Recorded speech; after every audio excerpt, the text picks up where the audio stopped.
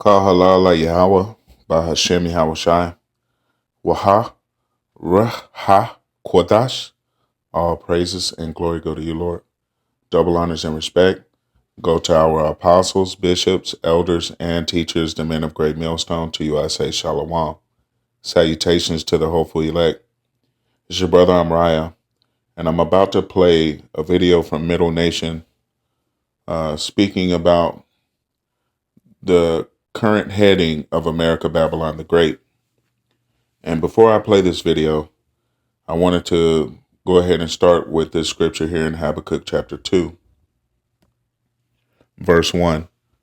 It says, I will stand upon my watch and set me upon the tower, and will watch to see what he will say unto me, and what I shall answer when I am reproved. And Yahweh answered me and said, write the vision, and make it plain upon tables, that he may run that readeth it. For the vision is yet for an appointed time, but at the end it shall speak, and not lie. Though it tarry, wait for it, because it will surely come. It will not tarry. And this vision speaks to the downfall and great destruction of America Babylon the Great. All right. Let's watch the video and come back with some more scriptures.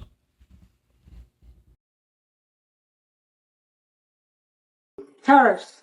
Yeah, we have to talk about the tariffs. Yeah. The what Trump called Liberation Day. There were a few sort of controversies or scandals around his announcement, in that he used a graph showing what he said are the sanctions, or not the sanctions, the tariffs that American products face in other countries, and all of them were wrong.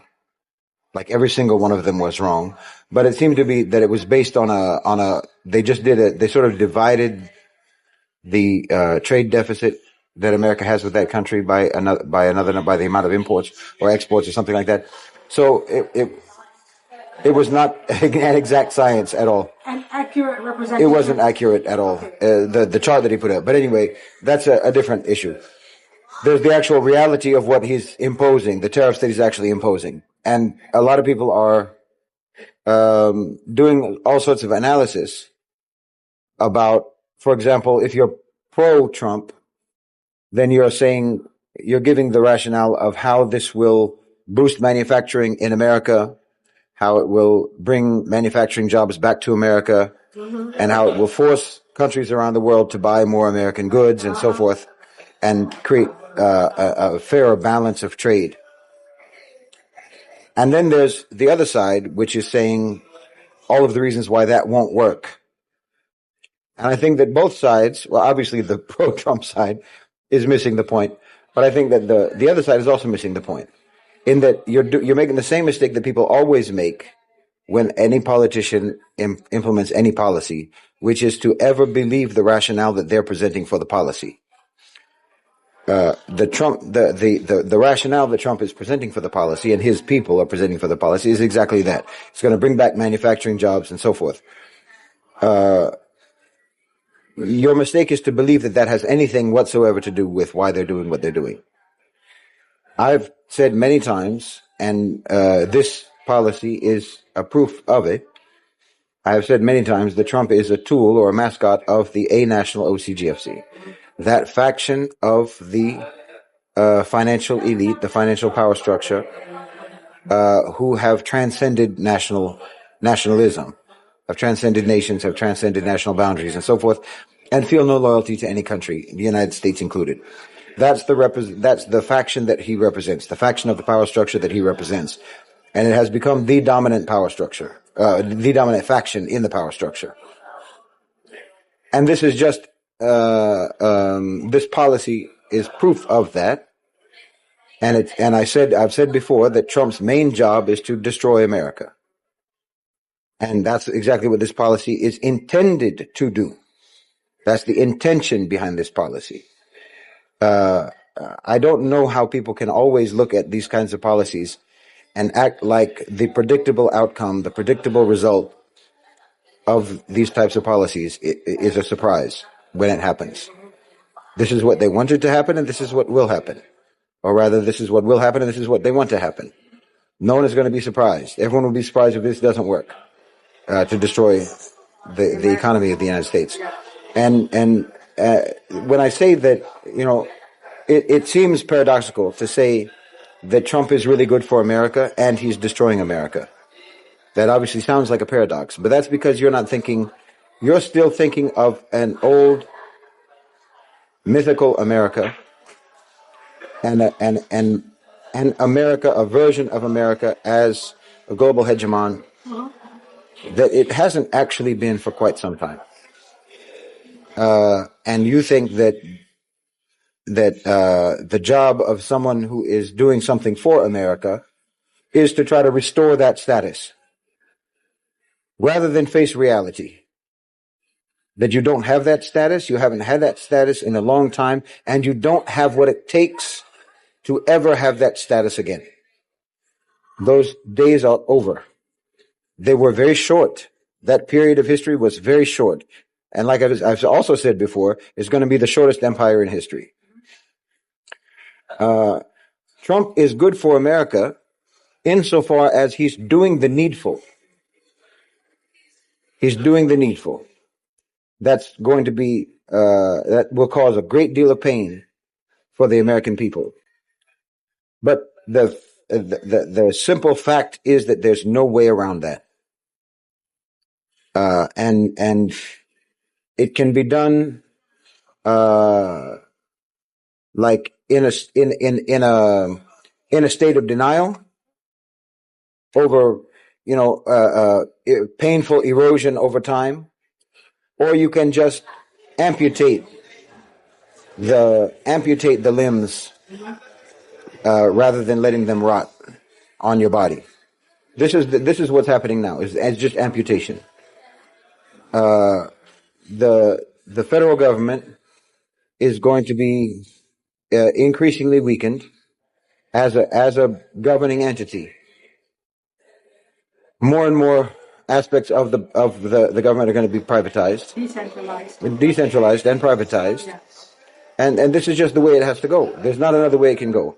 If you're from the A National OCGFC, and if you were looking at the American economy in the context of the global economy, say 10 years ago, if you looked at America, their demographics, the state of their economy, meaning everything that their economy relies upon, and then look at the trajectory of that, the predictable trajectory of that, you would conclude that, as I say, within the context of the global economy and the very boisterous future of the global South, where all the minerals are, where all the resources are, where all the workers are, where all the consumers are, where all the where the birth rates are continue to be robust, you would understand that we need to decenter the global economy from America. America needs to be removed. As I said before, the center of gravity has to move. America can't keep up. America hasn't been competitive in the world for a long time, and they've made the decision that we have to amputate America basically from the global economy and from global politics. It needs to be removed, and that's exactly what's happening. If you understand that is what's going on, then none of this will be confusing to you. Now back to Habakkuk chapter 2. It says that the vision is yet for an appointed time, but at the end it shall speak. And that's exactly what it is doing. It is speaking. That the end of America, Babylon the Great, is imminent. It is upon us. All right. There are a few more end time prophecies that are to come about. Jacob's trouble, Revelations 12 and 12, the devil coming down upon you having great wrath. Revelations 2 and 10, I believe, dealing with them throwing some of us in prison. The famine of the word, and that great prophecy in Revelations chapter 13, verse 16, dealing with the MOT to the B, which will be the micro-CHIP, and it will be implanted. It will be the law of the land around the world. As far as this man's kingdom, it's numbered. It's finished. All right. I'll continue reading in Habakkuk chapter 2, and we'll skip down a little bit. I'll begin at verse 6. It says, shall not all these take up a parable against him? The nation of Esau, Edom, Idumea, the so-called self-proclaimed white man that rules in the world today that neither keep it at home. All right. Who is, matter of fact, let's skip up 1 to verse 5. It says, yea, also because he transgresseth by wine, he is a proud man. This is speaking of Esau, Edom. All right. And his philosophy. Neither keepeth at home. You got all these military bases all around the world, spreading yourself paper thin. Who enlargeth his desire as hell and is as death and cannot be satisfied. He is insatiable. Greedy bastard can never have enough. But gathereth unto him all nations and heapeth unto him all people. All right. In every part of the world, you have citizens of those countries here in America, Babylon the Great, as tributaries. Okay. Verse 6, shall not all these take up a parable against him and a taunting proverb against him and say, woe to him that increaseth that which is not his. How long? And to him that ladeth himself with thick clay. Right. Because this man has covered himself in trillions of dollars worth of debt. And as is stated in the video, it is time to amputate that putrid wound from the body. It is not contributing anything to the world as it stands. The great war machine has pretty much come to an end, and there'll be a last-ditch effort to show its might in the world in these latter days, but we know that deals with the least of the flock, drawing them out. Now, verse 7, shall they not rise up suddenly that shall bite thee, and awake that shall vex thee, and thou shalt be for booties unto them, right? Spoils of war. Because thou hast spoiled many nations, all the remnant of the people shall spoil you, because of men's blood and for the violence of the land and of the city and of all that dwell therein. Woe to him that coveteth an evil covetousness to his house, that he may set his nest on high, that he may be delivered from the power of evil. But Esau, Edom will not be delivered. We are at the end of this man's rulership. All right. Esau is the end of the world. Jacob is the beginning of it that followeth. And this is also lamented in Revelations chapter 18. Let's grab it because I don't want this video being too long. Just know, those of us that follow the true prophets of Yahweh Ba'Shem Yahushai, the men of Great Millstone, we already knew this was coming. And we knew it was coming like a fastball. So brace for impact. This is Revelations 18, and I'll end out here. Verse 1, and after these things I saw another angel come down from heaven, having great power, and the earth was lightened with his glory.